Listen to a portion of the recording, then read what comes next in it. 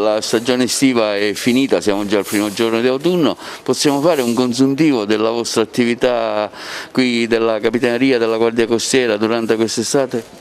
Beh, anche quest'anno è stata una stagione molto intensa, vissuta sul territorio con una presenza massima in funzione ovviamente delle risorse che si hanno sempre a disposizione in funzione anche del fatto che operiamo su un territorio di giurisdizione di oltre 70 km di costa. È stata una presenza significativa, abbiamo conseguito risultati sicuramente lusinghieri.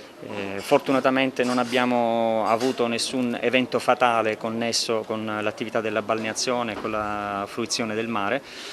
Abbiamo espletato un notevole numero di soccorsi, purtroppo abbiamo dovuto porre in essere anche un'attività di accertamento e di contrasto, quindi sono state espletate anche quest'anno attività che hanno comportato l'elevazione di sanzioni amministrative, ma tutto sommato una stagione, devo dire, soddisfacente, più che soddisfacente.